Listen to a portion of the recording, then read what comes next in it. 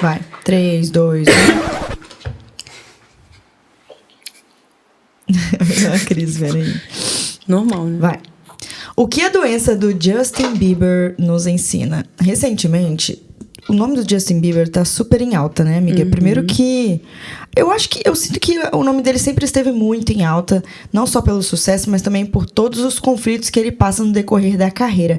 Mas é tão importante o que tá acontecendo agora e todo esse movimento, porque ele apareceu no TikTok, pra quem não sabe, com o rosto paralisado, né? Muito do olho paralisado e o rosto também, isso é notável, explicando que ele tava passando por um problema, uma doença chamada Ramsay Hunt, ou Ramsay Hunt, não sei a forma correta de se expressar no Brasil.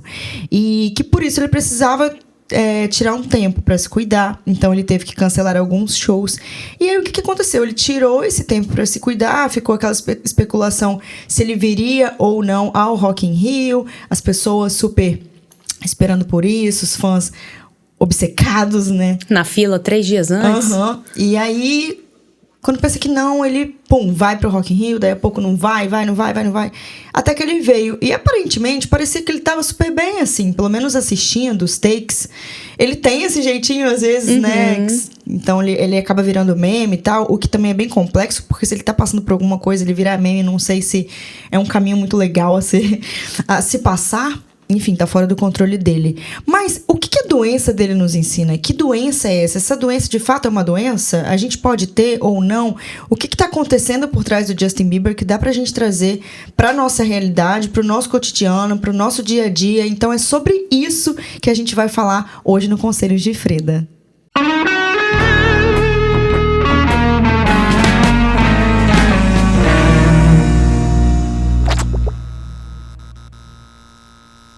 Fiz até a pausa pra vinheta. Caramba, você arrasou no discurso, hein? Se você é nova ou novo por aqui, eu sou Letícia Secato. Eu sou Marcele Paganini. E juntas somos o Conselhos de Frida. Hoje a gente tá tão amadurecida. Nós estamos assim, zen. Tranquilas, né? calmas. Só o lanchinho aqui que não tá muito. Não é nem um pouco fit. Marcele, toca esse quadro pra gente.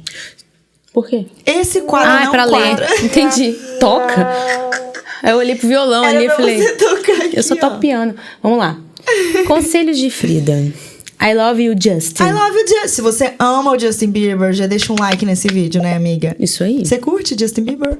Gosto. Sim, tá na playlist. Eu não sou fã. Eu acho que não é mais... É uma geração antes, talvez. Eu já era... Eu já tinha uns 20 e poucos anos quando eu tocava Baby Baby U. É isso. Eu acho que a gente não pegou tanto, mas a gente ama as músicas. Sim. Aí eu trouxe uma questão muito importante, falando, o que tem a ver com Ramsay Ranch, Setembro Amarelo, né? Vamos contextualizar o Setembro Amarelo, né, gente? O Setembro Amarelo é uma campanha do CFM, do Conselho Federal de Medicina, que iniciou, se eu não me engano, gente, eu posso estar errada porque... eu sou péssima para números, isso começou em 2013. É uma campanha de prevenção ao suicídio. Marcele, socorro! Tal. O que a gente entende, nós, da profissionais de saúde, entendemos o suicídio hoje? Não é falta de Deus, não é frescura, não é falta do que fazer. É o fim de uma doença emocional. Quando você tem já que estamos falando de tabu, né? Quando você tem um câncer, qual que é o fim daquilo ali se ele não for tratado, se você não fizer o que tem que fazer, enfim, ou se o tratamento não der certo? O fim do câncer é o seu corpo falecer. Como que é aquela expressão do não sei o que lá de madeira que você usa? Sério que eu uso? De madeira? Aqui pra caixão. Ai, veste o pijama de madeira. Ai, que horror, amiga! Dou conta de você, Letícia. Aleatória. Seus engramas neuronais são muito peculiares. Enfim, voltando aqui. Então, o fim de uma doença que você pega, que não seja emocional, é o falecimento do corpo. Quando a gente tem uma doença emocional, você talvez não vá morrer daquilo ali. Eu vou explicar depois por que o talvez. Mas uma doença emocional, ela te leva a acreditar, ou seja, o seu cérebro entra num modo de autodestruição e que faz você acreditar que a única saída é você se matar. né? Até pouco tempo atrás, até na minha formação em psicologia, não falava assim, a gente não pode falar a palavra, a gente não pode puxar o tema, porque vai incentivar. Hoje a gente sabe que qualquer tema que é tabu, ele acontece embaixo dos panos com mais força. Nossa, fato. Por isso que eu me interesso muito por sexualidade, porque hoje a gente tá tirando um pouco do pano da sexualidade, pouco. Né? Então, essa questão do suicídio a gente está começando a tirar, e quem começou esse movimento foi o Conselho de Medicina. O Conselho Federal de Medicina é um conselho muito forte. Então, os outros profissionais da saúde também entraram. O Conselho de Psicologia tem o Janeiro Branco, que é sobre depressão, e esse do Setembro Amarelo. Não conhecia o Janeiro Branco. Porque a gente ainda não é tão forte quanto o Conselho de Medicina, mas a gente faz a campanha do Janeiro Branco também, né?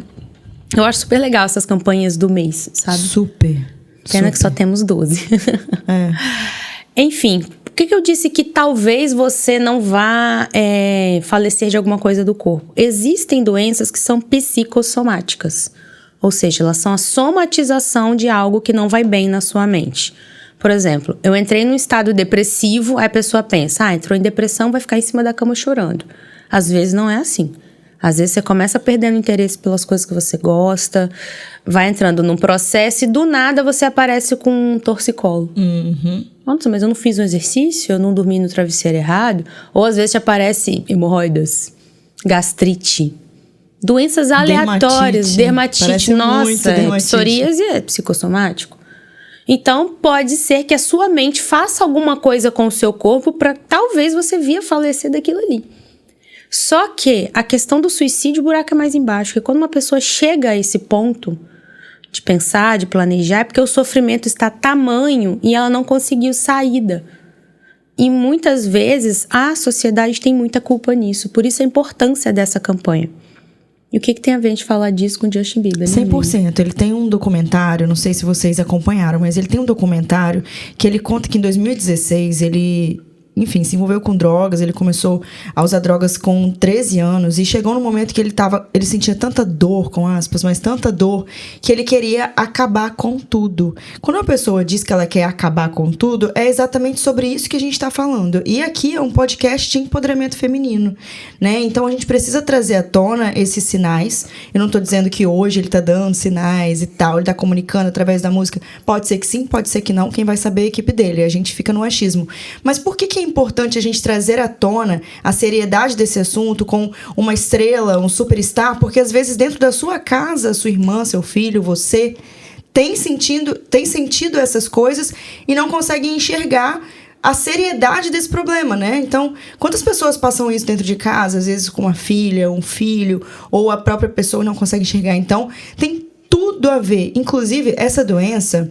Essa síndrome de Hansen-Hunt é uma condição, eu anotei aqui para vocês, que afeta o nervo facial e pode provocar paralisia de parte do rosto. Marcelo deve saber explicar melhor do que eu sobre isso, mas é um vírus, né? É viral, como se fosse a catapora. Eles associam muito a catapora, não é isso? Herpes zoster também. Herpes zoster.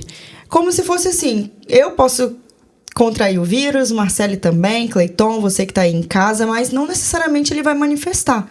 Ele só vai manifestar se o seu sistema estiver comprometido, se o sistema imunológico estiver comprometido. E aí uma coisa que eu achei muito legal é...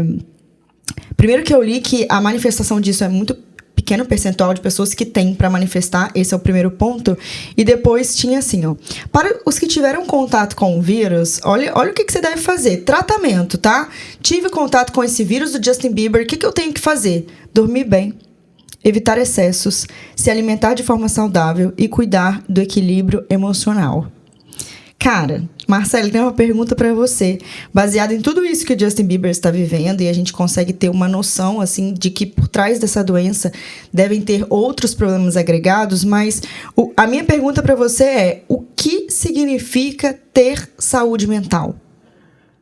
Pois é, a questão da saúde mental é algo que é tão subjetivo que é difícil a gente dar uma resposta bem... ter saúde mental é isso. Saúde mental para mim é uma coisa, para você é outra. Mas é muito importante você estar bem com você mesmo. Como é que eu vou saber que eu estou bem comigo mesmo, Letícia? 1 hora depois... Autoconhecimento. Desculpe o delay, estava tomando meu cafezinho. Então, é muito dessa questão de você estar bem com você mesmo. Sem criar a teoria da conspiração, porque eu não sou dessas pessoas que gostam de falar, não, a equipe dele tá fazendo isso e tal. Mas ele tem muito disso, né? De ter um adoecimento de coisas que pouca gente manifesta, né? Ele teve doença de Lyme. Ele teve mononucleose. Pra mim, é a equipe tentando encobrir, vou falar por que eu tô falando isso, encobrir as questões emocionais dele. Por que a equipe quer encobrir? A sociedade ainda não enxerga com bons olhos o adoecimento emocional. Por isso a necessidade de uma campanha dessa.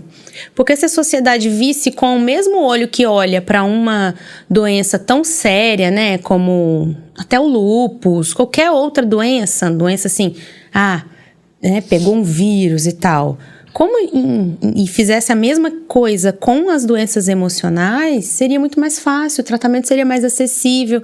E é tão, assim, simples tratar uma questão emocional. Lógico, tem os fármacos, né? Tem remédio e tal. Mas é tão simples que as pessoas acabam não acreditando que... Mas é só isso? Por que essa negligência, hein? Preconceito mesmo. Preconceito. Tem muita crença em torno de...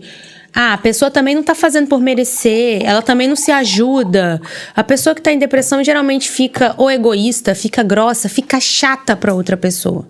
Aí que entra aí aquela questão do amor, né? Você vai amar a pessoa chata, né? Aí que eu falo mesmo, somos individualistas. Agora, será que por trás disso não tem também a máquina de dinheiro? Porque se você assume que ele tem um problema emocional, essa máquina de dinheiro para de funcionar. Sim. Então, existem vários casos, né, de personagens, com aspas, né, atores e atrizes da Disney, por exemplo, que sofreram, gente, vocês não têm noção, condições precárias de trabalho, abuso, um excesso absurdo para ter o corpo, para aguentar gravação de 24, 48, 72 horas. Então, você tem vários relatos. Você tem Demi Lovato, que também é uma super popstar que tem vários problemas, teve vários problemas com a Disney, por exemplo. Você tem aquela Hannah Montana. Como que é o nome dela? Miley Cyrus. Então, você vê uma repetição de comportamento. Então, a gente tem artistas, superstars, principalmente esses que tem o boom na adolescência ou que começam desde novo, que eles chegam aos 20, parece que tá com 60, porque a sobrecarga é tão absurda e todos seguem o mesmo caminho, seja droga, seja depressão, seja essas doenças que ninguém tem, só eles. Então, assim, o que falta, né, para enxergar que por trás tem gente negligenciando, sim. Talvez por, enfim, falta de empatia, conhecimento, mas acho que muito porque vê a pessoa como um produto, como uma máquina de dinheiro, né? Então, isso é muito preocupante. Agora, trazendo para nossa realidade, né? Ontem eu vi um artigo que o título era assim: por trás de toda pessoa de sucesso tem um burnout. Eu fiquei chocada com essa associação. O que é o burnout, amiga? O burnout é como se fosse a pessoa que... burnout é queimar pra fora, né? Dar um boom, explodir. A pessoa vai segurando, ela explode. A cena clássica do burnout é a pessoa pegando a tela do computador e tacando na parede. Já virou representação dessa síndrome. Então, é a pessoa, assim... numa panela de pressão que você pegou e abriu a tampa de uma vez. Ela... blau. Só que ela não explodiu porque abriu a tampa. Porque lá dentro foi um acúmulo. Então, são pessoas que acumulam. Eu falo muito para os meus pacientes. As microtensões do dia a dia são mais perigosas do que as grandes. As pessoas têm medo de, sei lá, um parente usar droga, um parente trazer um problema, tem medo de, aconteceu um acidente. Mas as microtensões do dia a dia são muito piores. É você ter picuinha com seu colega no trabalho, é você levar uma fechada no trânsito e ficar puto dentro de você. Essas microtensões são muito perigosas e podem causar isso. Só que o burnout, ele tá associado ao trabalho. Sim, eu tenho vários relatos. Vários relatos? Já tive várias vezes, mas no meu caso não é euforia. Como eu já sou bem, eu entro em choque, assim. Então eu fico deitada, parada, eu não durmo nem acordo. Exaustão. Eu fico assim, eu não consigo dormir, mas eu também não consigo acordar. Não sei se entra num burnout. Eu meio que, paraliso. Não sei se é isso. Pode ser um princípio. Mas sempre que eu tô puxo a orelha de Letícia, acontece isso. Assim, eu já tô até cansada. Eu puxo a orelha dessa mulher, porque isso aqui É uma Você e Marcos workaholic. precisam desistir de Não, a mim. gente não vai desistir porque a gente gosta de você, tá? Então... Nossa, eu tenho muito, gente. Sério, eu entro em pane mesmo, dá um piripaque, assim. Agora, essa questão da galerinha novinha, né? Da minha época é o Macaulay Culkin, né? Quem é vintage, comenta aqui. Sou vintage. Amiga, mas é da minha época também, né? Esqueceram de mim. Esqueceram 1, 2, de 3, 4, quase 5, todo Natal Mas eu não passava. sei da história dele, o que houve? Foi muito parecida com a do Justin Bieber. Ele é muito, muito novo, né? Foi aquele fenômeno, aquela coisa toda, e entrou em guerra judicial com os pais. Tudo é muito fofoca, então não gosto de falar foi isso, foi aquilo. É o que a gente ouve Parece falar que... de tabloides, né? Na minha época era televisãozinha, jornal, pá, não tinha tanta internet. Então o que a gente ouviu falar foi isso. Só que assim, o cara nunca mais foi o sucesso que ele foi. Ele ainda tá na mídia, mas eu acho que ele fez 1 ou 2 filmes depois de Ele tem depressão também? adulto. Teve. Muito problema psicológico. Marcele, então o que essa galera fez? Primeira coisa que acontece, por conta dessa máquina de dinheiro, amiga, é que não há um respeito à infância. Você quer ter um filho com saúde emocional quando adulto, é você respeitar a infância dele. Nossa, lacrou. Hashtag lacrou. O cérebro infantil não tá pronto para a quantidade de coisas que um adulto tá. Aliás, hoje em dia, nem o cérebro adulto tá pronto para a quantidade de informação, né? Eu fico falando isso repetitivamente. Mas é isso. Então, a gente vai continuar vendo crianças que começaram a trabalhar muito cedo, que não foram, teve uma adultilização excessiva ali da criança, com muita responsabilidade, com coisas que aquele cérebro não estava pronto, com exigências, ou seja, o Justin Bieber devia tomar feedback dos chefes dele do mesmo jeito que você sendo, sei lá, vice-diretor de uma empresa toma. Nossa, é um moleque de 13 anos, de 12 anos, o cérebro não dá conta. Fora o cancelamento que ele tinha, tadinho, porque a voz dele era fina, lembra? Era uma criança, o cabelinho cara. dele, uma zoação. Quem cai no mundo e tá pronto pra isso? Aí vamos pensar pelo lado dele, assim, hipoteticamente falando, tá? Fonte, minha cabeça. O cara tá mal, passou por uma síndrome, ficou com o rosto paralisado, ele é cantor. Então ele não pode exercer o principal talento que ele tem. Pensa você, sem poder exercer o seu principal talento, como você se sentiria?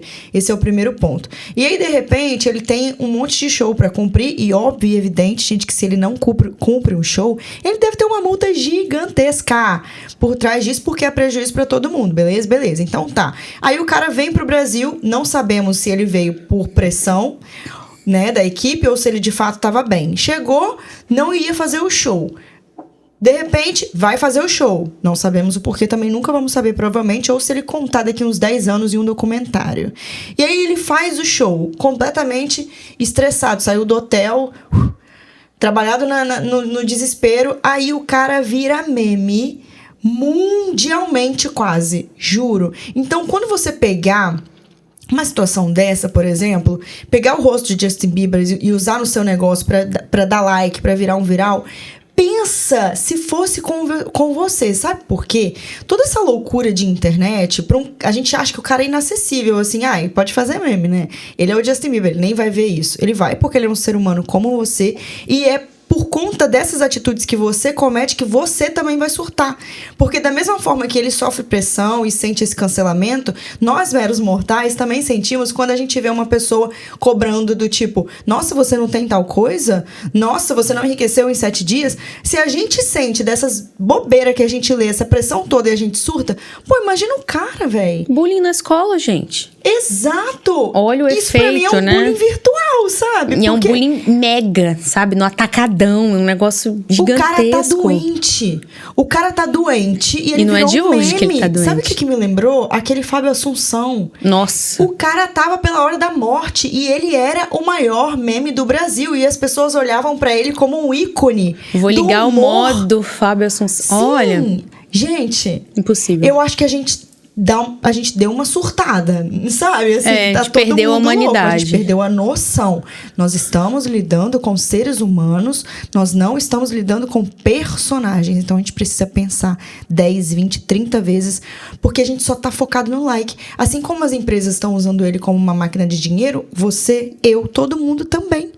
Entende? Todo mundo também. E eu fiquei pensando, caramba, Quando a gente pensou em trazer esse tema, não é por outro motivo, é o mesmo motivo. Justin Bieber está em alta. Precisamos falar sobre ele. É assim que a internet gira. Agora, como que eu posso falar sobre ele sem ridicularizar o cara, sem transformar o cara num meme? Como é que eu posso levar informação de qualidade para as pessoas sem minimizar uma pessoa que está em alta? Eu não preciso me aproveitar dela dessa forma, sabe? Então eu acho que esse pensamento precisa mudar. Eu disse que saco, hoje tudo é mimimi, tudo é bullying, tudo é isso, tudo é aquilo. Que seja, mas de fato tem um lado humanizado da coisa que você precisa enxergar, porque quando eu for com você, amiga, o buraco vai ser mais embaixo, né? E nem só a questão de mimimi ou de, enfim, o nosso cérebro ele tem um mecanismo que é o de aprendizado. O mecanismo de aprendizado é para facilitar a nossa vida. Então, quando você aplica uma regra à vida de alguém, por exemplo, vou ridicularizar o Justin Bieber porque ele tá mal e fiz um meme dele aqui. Beleza. A sua mente automaticamente, quando você tiver alguma questão análoga, não precisa nem ser a mesma, porque né, você não é um superstar, então você não vai ter a mesma. Sim. Você vai ter algo análogo, a mente vai jogar aquela regra em cima e você vai ser punido do mesmo jeito que você puniu. Ou seja, você Exatamente. É o seu pior carrasco. Aliás, o que a gente trabalha muito em terapia é a autocobrança. Só que você cobra uma pessoa, você joga uma regra em cima de uma pessoa, pra você ela vale 10 vezes, 100 vezes. Então não é só pela saúde emocional do coletivo, já deveria ser suficiente, mas nós somos seres individualistas, algumas pessoas mais, outras menos, mas é sempre pensando em nós. Então pense em você também. Você ridicularizar uma questão emocional, uma hora vai pegar em você também. Porque, cara, todo mundo tem aparelho psíquico, todo mundo tem questão emocional, todo mundo já passou por tristeza, por alegria, por término, por pressão. Recomeço, por pressão. Tá todo mundo na mesma caca. Então, verdade. Por quê? Por isso que o símbolo do Conselhos de Freda nada mais é do que um cocôzinho. Vamos a um dado interessante? Adoro os dados de Letícia, Momento gente. Dados da Letícia Secato. De acordo com a Universidade de Oxford, as mulheres têm 40% mais chance do que os homens em sofrer algum transtorno mental. Pergunto a você, por quê? Questão social. Não é? A gente tem um déficit social, né? Até 50 anos atrás, a gente não podia abrir uma conta sem autorização do marido. E quando a gente brinca, pequenininha, olha como as nossas brincadeiras têm mais responsabilidade do que as brincadeiras masculinas. Então, assim, a gente já tá ali enquadrada, né? Sim. Eu te falei sobre a percepção que eu tive quando o Marcos comprou um videogame. Marcos comprou um videogame lá pra casa. Achei confesso. 2 dias depois, já estava viciada, confesso. 2 dias depois, já enjoei, por mim ele já poderia revender, mas ele ainda segue viciado. E aí eu fiquei me perguntando, pensando, caraca, eu olhei pra ele jogando, achei o jogo tão idiota, mas enfim, ele tá jogando a respeito. Aí eu fiquei pensando, qual era a coisa que eu mais gostava de fazer quando era criança, mas eu fui obrigada a parar? Brincar de Barbie. Imagina eu, Letícia Secato, com 30 anos, comprando Barbies e brincando na minha casa de casinha. O que você pensaria? Tem problema. Ela tem problema. Sim, essa menina tá tem atrasada. problema. Mas quando você vê um homem jogando Pokémon, você fala, é homem. É. Então, assim, isso explica tudo. A gente é assim. Eu sou assim comigo mesma. Eu nem me permito. Eu comecei a jogar lá o jogo, daqui a pouco eu falei, ai, que idiotice, que perda de tempo. Poderia estar lendo um livro, poderia tal coisa. Ou não, eu poderia estar jogando videogame viciado. Sabe? Mas não, eu não consigo, porque essa estrutura é absurda. Mas eu tenho um outro dado. 77% das adolescentes do estado de São Paulo podem desenvolver distúrbios alimentares como anorexia, bulimia e compulsão por comida. Pressão social, mais uma vez, né, amiga? Por padrão de corpo. Corporal. Olha que louco. É tudo na alimentação, né? E a alimentação não é só, mas fulana teve bulimia e ela não tinha questão com o corpo. Quando você come, você tá ingerindo alguma coisa e muita gente come as emoções. Então, tô triste, eu mereço um sorvete. Mas isso não é uma questão consciente, né? Tem gente que faz isso. Nossa, meu dia foi estressante, eu vou tomar uma cerveja. Não é só isso. A pessoa, ela come assim que ela não vê o que ela tá comendo. Ela abre a geladeira e comer frango gelado. Sério? Sim. A compulsão alimentar é uma doença muito séria e não é só relacionada a corpo. Porque assim, quando você cria uma recessão de algo, é igual uma mola que você segura. Quando você solta, ela faz isso aqui, pá, até ela voltar ao tamanho dela. Então, se, por exemplo, você não vou comer porque eu tô sem fome, perdi a fome, eu não quero comer mais, segurei. Quando aquilo ali volta a ser permitido, você vai comer 50 vezes mais. Entendi. tá? E é um comer super emocional. Se você tá se sentindo assim, procura ajuda profissional. Não fica tentando sozinho, não. E é interessante a gente pensar que não tem lógica, então, a gente negligenciar tudo isso, até porque eu, Marcelo e você que está assistindo, somos 40 vezes mais propensas a passar por isso. Ou seja, não negligencie. E eu acho que esse dado é maior aqui em cidades litorâneas, tá?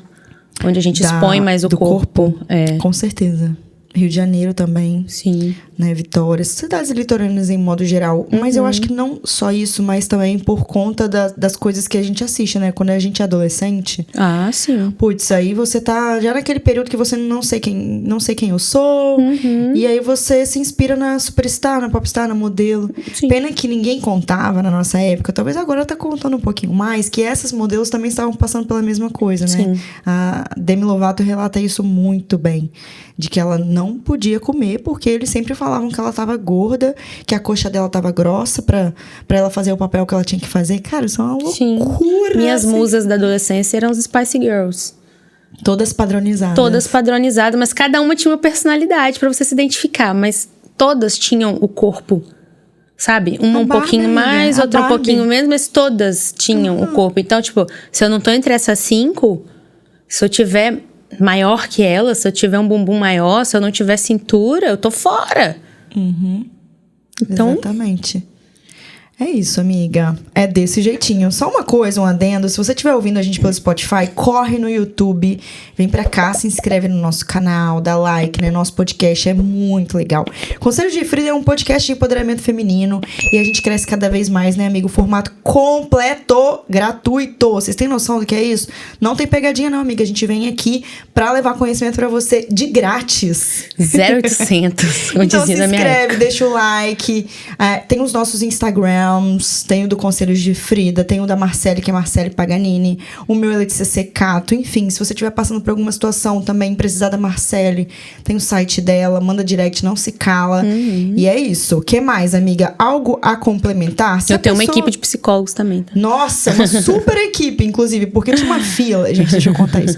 Marcele, você tá com essa fila gigante de espera? Não. Marcele tinha uma fila de espera gigantesca dos Fridos e Fridas, né? A sociedade, de modo geral, né, amiga? Porque, assim, gente, ela é muito boa. Ela é muito boa. De vez em quando eu tô, assim, lendo meus directs, aí alguém manda: oi, Lê, consegui marcar um horário com a Marcele, tô super feliz e tal. E eu fico, assim, muito feliz também, porque eu acho que quando a gente toma essa decisão, a gente tá tomando uma decisão por nós, assim, mas num nível estratosférico. Amiga, a pessoa que escutou esse podcast, se identificou, enfim, sentiu que precisa de algo, mas ela não tem condição financeira pra um psicólogo nesse momento. O que ela faz, cara? Olha, eu tenho pessoas na equipe que têm vagas sociais. Você pode procurar também na UBS da sua cidade, do seu bairro, porque o SUS é obrigado a fornecer psicólogo. E a gente tem que brigar por isso. A população tem que exigir isso, porque tá previsto, tá? Que o SUS tenha esse apoio psicológico também. Não sabia, tá? Você pode procurar faculdades. Eu participei da clínica escola. Então, assim, dá pra conseguir. Ai, Marcelo, eu não consigo ir atrás disso, é muito burocrático. Pede pra alguém que tá saudável emocionalmente. Ah, Marcelo, não sei como começar. Manda um direct pra mim, pra alguém da minha equipe. Sim. Tem muito psicólogo no Instagram, tem uma galera muito boa. Eu mesma tenho vagas sociais, que é um compromisso que eu fiz comigo mesma quando eu tava fazendo faculdade, que eu teria esses horários. Eu tenho os horários também, né? Mas é bem mais complicado de eu conseguir, porque a galerinha já tá bem consolidada e tal. Você pode também buscar grupos de apoio, que é uma forma mais em conta. Inclusive, eu vou abrir um grupo de mães online, que tem um valor mais em conta. Legal, amiga. Que ajuda. Parabéns. Então, assim, tem forma, sabe? Além da psicoterapia tradicional, do valor cheio, dá pra procurar. Sabe que às vezes as pessoas me perguntam assim: Lê, eu quero começar a terapia, mas eu não sei o que mandar pro psicólogo. Tipo, eu pergunto o preço, como que eu falo? Então, como que uma pessoa pode escrever? Olha, funciona muito comigo o seguinte: bom dia, como que funciona o seu processo terapêutico? Eu tenho 3 textões que vai lá no Instagram explicando, né? Porque hoje eu trabalho o seguinte: eu faço o diagnóstico, né? Que tem um valor um pouco mais cheio, e dentro desse diagnóstico eu vejo o que você vai trabalhar, o que é importante, tá? Eu vejo qual membro da minha equipe vai poder te atender ou eu. Então, se falar, Marcelo, eu tenho uma renda baixa, eu não consigo, eu vou dar um jeito de achar um social pra você. Ou vou te dar o caminho das pedras. Ó, tem a FAESA, tem tal faculdade, tem tal colega, sabe? Então, pergunta como que funciona. Que a pessoa vai dizer como é que ela faz, né? Os comportamentais é de um jeito, os humanistas são de outro, psicanalista de outro. Só não fica parado tentando resolver sozinho. Chegou aquele momento mais esperado do podcast, que é o Conselho de Frida do dia. Começando, obviamente, por Marcele Paganini. Qual seria o Conselho de Frida do dia? Olha, olhe com mais seriedade para as questões emocionais das pessoas. Não é frescura, não é falta de Deus, não é falta de vontade. Acolhe. Você não precisa julgar e nem dar o seu veredito. Só acolhe e oferece ajuda. Arrasou. Não vai doer, né? Não mesmo, nem um pouco. O meu conselho de Frida do dia é pegando um pouquinho do que a Marcele falou do gancho de ser infantil, de deixar a criança ser criança. Sim. Mude a estrutura dos seus filhos, né? Nós estamos aqui pra mudar, então nós seremos mães, algumas já são mães.